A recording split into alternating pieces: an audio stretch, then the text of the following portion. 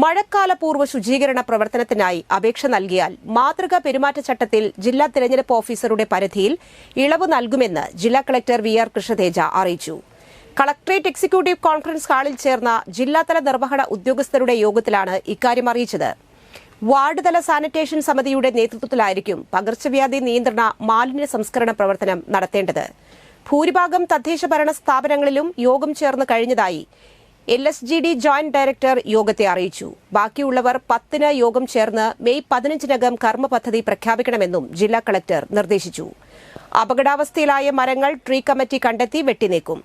വൈദ്യുതി കമ്പിയിലേക്ക് മുട്ടിനിൽക്കുന്ന മരശിഖരങ്ങൾ മുറിച്ചു മാറ്റുന്നത് മെയ് 20-ന് പൂർത്തിയാക്കും.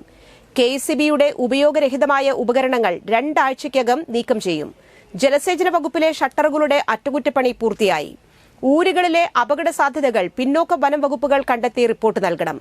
മണ്ണിടിച്ചിൽ സാധ്യതയുള്ള പ്രദേശങ്ങളുടെ വിവരം ജില്ലാ ദുരന്ത പ്രതിരോധ സമിതിക്ക് കൈമാറാനും ജില്ലാ കളക്ടർ ആവശ്യപ്പെട്ടു.